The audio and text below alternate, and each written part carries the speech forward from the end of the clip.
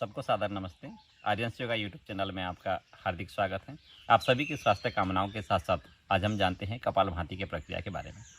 भारतीय परंपरा के अंतर्गत सत्कर्म एक ऐसे प्रक्रिया है जिससे संपूर्ण शरीर के शोधन किया जाता है, अर्थात शरीर के शुद्धि के लिए बाह्य शुद्धि एवं अभ्यंतरीण शुद्धि दोनों प्रकार की शोधन की आवश्यकता होती है।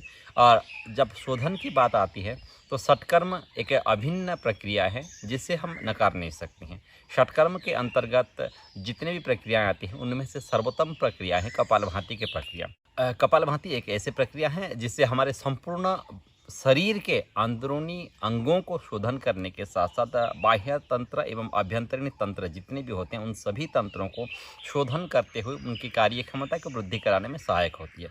विशेष रूप से यह तंत्र यह हमारे पेट के एवं हृदय स्थल के मस्तिष्क के तीनों विशेष प्रमुख अंगों को शोधन करने में सहायक होती है। साथ साथ रक्त संचालन की गति को भी तीव्रता देने के साथ साथ शरीर के शोधन करने में सहायक होती है। बाह्य रोगों को निवारण करने के साथ साथ हमारे आभ्यंतरीण संक्रमण की क्षमताओं को दूर करने में सहायक होती है। विशेष रूप से हमारे लॉन्ग्स की एक्टिवेशन कैपेसिटी को वृद्धि करती है। चेस्ट रीजन्स के सभी प्रकार की बीमारियों को दूर करने के साथ साथ हमारे पेट की चर्बी को दूर करने में सहायक होती है। मस्तिष्क की शक्ति को अभिवृद्धि कराने में सहायक होती है। करने की विधि किसी भी एक ध्यानात्मक आसन में हमें बैठना चाहिए। पद्मासन, सिद्धासन, सुखासन, वज्रासन, किसी भी एक ध्यानात्मक आसन जिस आसन में हम सब कंफर्टेबल महसूस करेंगे उसी आसन में बैठने के पश्चात हथेली पे आवश्यकता के अनुसार मुद्रा, अर्थात जिनको जिन मुद्रा की आवश्यकता है, मुद्रा विज्ञान के बारे में हम जब चर्चा करेंगे तो बताएंगे मुद्रा किस मुद्रा में क्या लाभ मिलती है। तो अपनी आवश्यकता के अनुसार मुद्रा का एक अवलंबन करेंगे। प्रमुख रूप से हम ध्यान मुद्रा के साथ अवलंबन कर सकते हैं। हथेली पे ध्यान मुद्रा, आसनों की स्थिति में पद्मासन, सिद्धासन, सुखासन, वज्रासन, जिस आसन में आप कंफर्टेबल हैं। कमर सीधा रखने की आवश्यकता पड़ेगी। इसमें चेस्ट रीजन को स्ट्रेट रखने की आवश्यकता पड़ेगी। कमर गर्दन समानता में सीधा बनाए रखें। हथेली पे आवश्यकता के अनुसार मुद्रा अवलंबन करते हुए करने की प्रक्रिया धीरे से सांस को बाहर की तरफ उच्छ्वास करना है, बाहर की तरफ झटका दे करके सांस को छोड़ना है और यही प्रक्रिया को पुनरावृत्ति करना है, अर्थात सांस लेने की प्रक्रिया में ध्यान कम देते हुए छोड़ने की प्रक्रिया में ज़्यादा ध्यान देना है। एक बार देख लीजिएगा प्रैक्टिकली, फिर उसी को प्रक्रिया को पुनरावृत्ति करने की कोशिश करना है।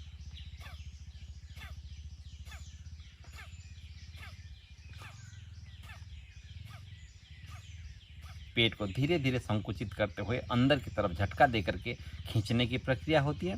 चेस्ट रीजन्स में से सांस के बाहर की तरफ उच्छ्वास करने की आवश्यकता होती है।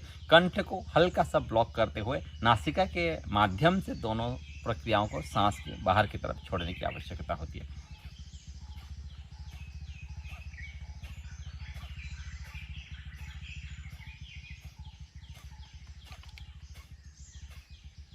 यह प्रक्रिया पर सेकेंड रेशियो के साथ करने से बहुत ही ज़्यादा लाभ मिलती है। पर सेकेंड रेशियो से भी अधिक स्पीड किया जा सकता है, परंतु अपनी क्षमता, अपनी सामर्थ्य के अनुसार, अपनी आवश्यकता के अनुसार जब हम यह प्रक्रिया का अवलंबन करते हैं तो यह लाभ अधिक मात्रा में मिलती है।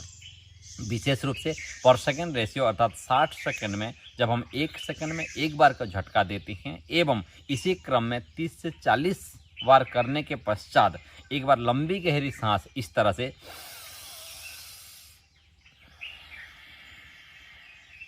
लेकर के छोड़ते हैं तो यह शरीर के अंदर रिजुमिनेशन, बॉडी के अंदर रिजुमिनेशन, माइंड के अंदर रिजुमिनेशन लाते हुए बॉडी को शिथिल करती है एवं थकान मिटाने के साथ साथ हमारी प्रक्रियाओं को लंबी समय तक दीर्घमियादी करने में सहायक होती है। यह प्रक्रिया विशेष रूप से हमारे शरीर के अंदर की कचरा को, शरीर के अंदर की गंदगी को, विजातीय द्रव्यों को बाहर फेंकने के साथ साथ, बाहर कचरा सफाई करने के साथ साथ शरीर को दिव्यता रूप देने में सहायक होती है, शरीर को शुद्ध बनाने में सहायक होती है। हाई ब्लड प्रेशर्स वाले, प्रेगनेंसी केस में माताएं बहनें एवं पीरियड के समय में माताएं बहनें इस प्रक्रिया का अवलंबन ना करें। किसी भी प्रकार के मेजर ऑपरेशन यदि किए हैं, एब्डोमिनियल सेल से रिलेटेड अथवा इंटरनल ऑर्गन्स की किसी भी प्रकार की मेजर इंजरी हुई है तो इसी दशा में भी कपालभाति नहीं करना चाहिए। Hyper acidity, high blood pressure, ये दोनों पेशेंट्स किसी भी स्थिति में इस प्रक्रिया को अवलंबन ना करें।